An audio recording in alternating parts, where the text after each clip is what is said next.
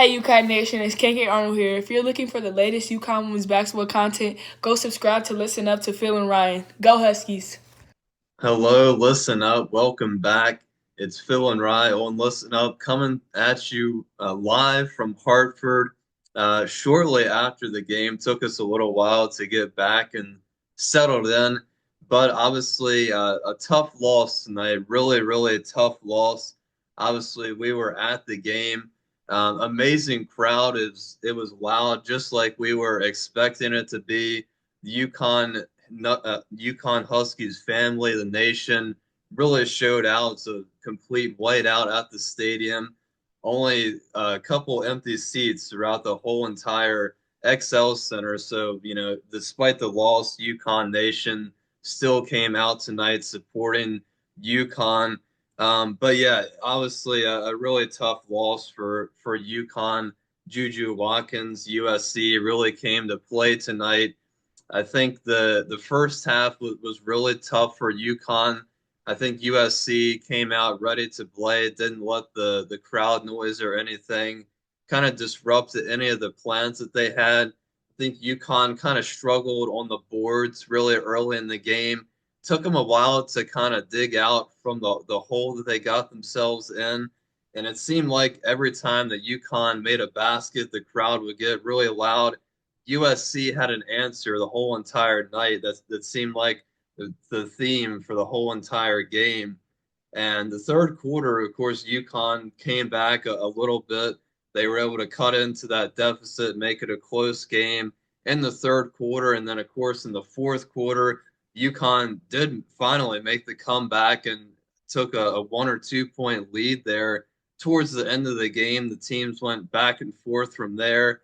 And then obviously the Sarah Strong free throws right at the end with about 5 seconds left when she got fouled beyond the 3 point line.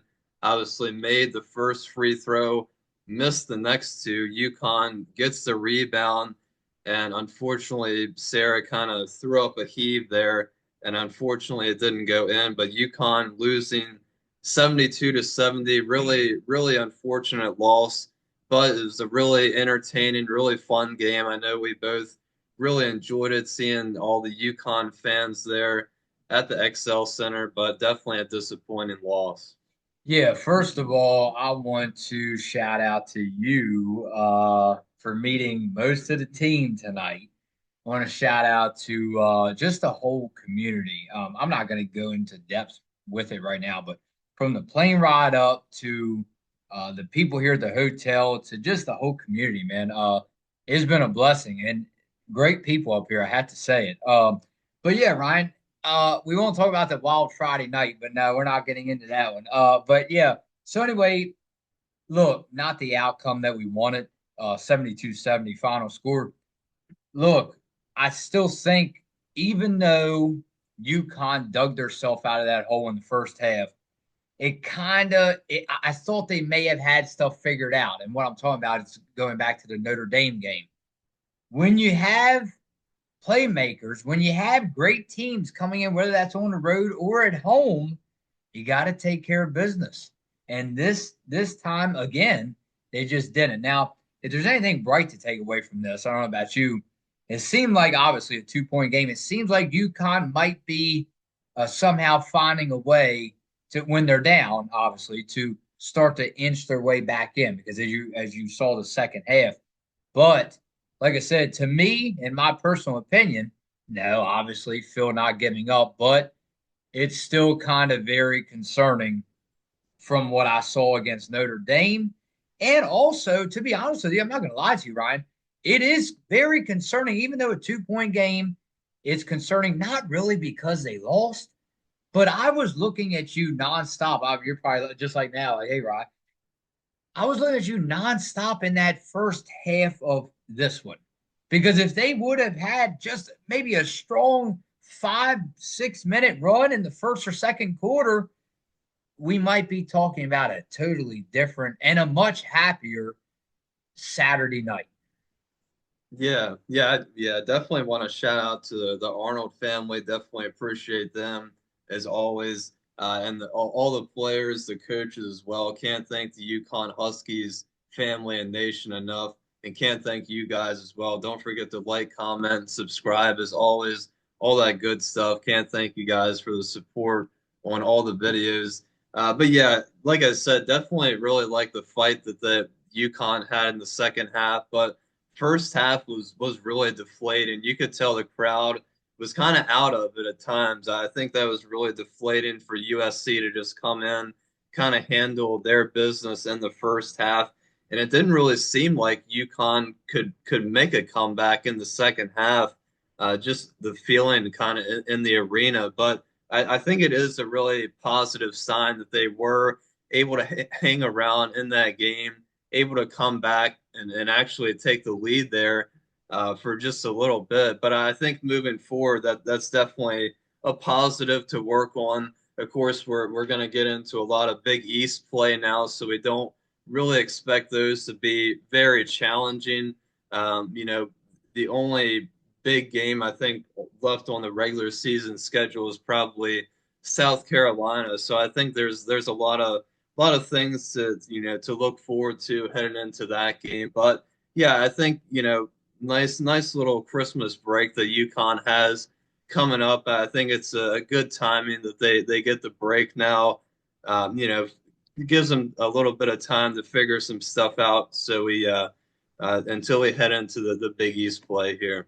And shout out to who was it, Ryan? Very quickly before you get into comments. Well, two people. Obviously, Sarah Strong's grandfather. He said, Yeah, who loves Listen Up. Didn't he say that? So he recognized you from Listen Up. And then how about shout out to Jonathan? Just I don't know how old he was, but want to shout out to Jonathan and his family. Just going in for his last cancer treatment. Is that right? Coming up, overcame cancer. And look, shout out to Jonathan because this was his very first UConn Huskies game.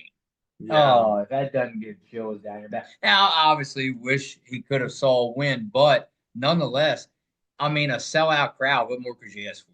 Yeah, the honorary kid captain of the game, I believe he was. So yeah, shout out to him. Hope he's doing really well. Like you said, getting his last treatment, so hopefully he can make a really speedy recovery, heal up really quickly. But yeah, proud of him. Yeah, shout out to him. Hope he had a great time at the game tonight. All right, let's go. Lindsay Matthews said, "How wonderful you're coming to Connecticut. I live in New Haven and will wave to you as you drive by. Beware, it is going to be loud at the XL Center, and you picked a good one. Enjoy. P.S. Driving to Hartford is not as bad as driving all the way to Stores." You had to tell her, Ryan. There was no driving at all, luckily. No driving at all No this driving. year. Definitely a lot easier. Yeah, the flight down was definitely, I think, a lot easier than driving. So, yeah, really short flight. But yeah, I think I saw a sign or something for New Haven. But yeah, Hartford, pretty good city. All of UConn seems, Connecticut seems like a pretty good area. But yeah, it was definitely really loud in there, despite UConn being down in the first half. But man, when they were making that comeback, the crowd was really really getting into it then. Just me, Phil and Rye. Thanks for the game preview. Your show is awesome. Have fun at XL Center on Saturday. I'm on the West Coast, or I'd love to join you. Yeah, well, it was definitely a really good atmosphere. I wish we were on the West Coast right now so we could gain 3 hours and get a lot more sleep. But yeah, hopefully you were able to watch the game down there on the West Coast. But yeah, definitely really good atmosphere. It's hard to describe an atmosphere like Gamble or like at the XL Center until you actually experience it in person. How about Jason D'Amico? Hello, Jason. We're close to you, brother. I believe we're close to you now. Any game that has JuJu on the court is a contest that demands you to be at your best. Can UConn show consistent shooting? We shall see.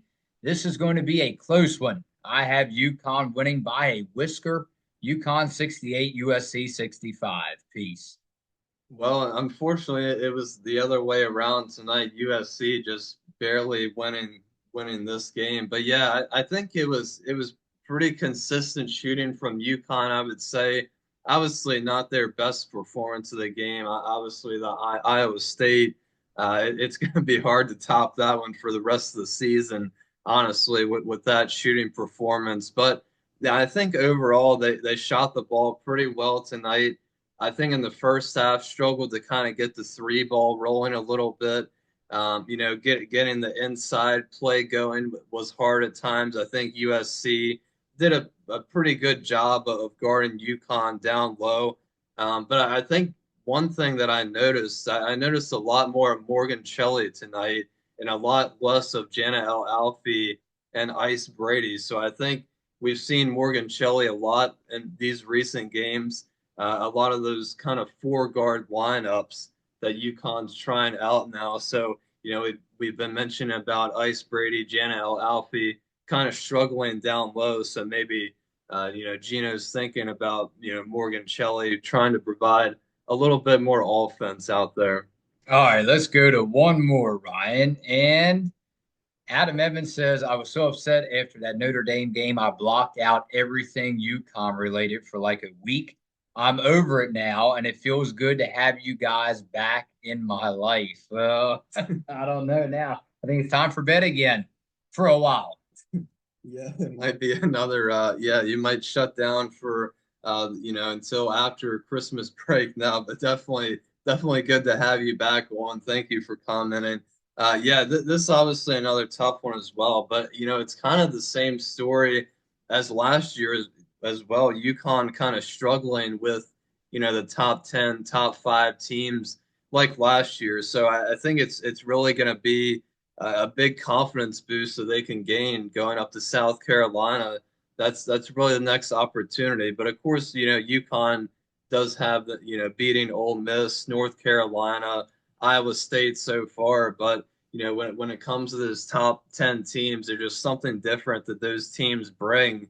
A completely different level, different atmosphere when you're going into those games. And unfortunately, again, like Notre Dame and tonight with USC, UConn just unable to to just reach the top and overcome the challenges that those teams propose to UConn. Maybe this is what UConn needed to get even more hungrier, and maybe this is what they need as far as a holiday break. Thank you so much to each and every one of you, especially our subscribers. Go subscribe, like, comment. We can't appreciate you enough.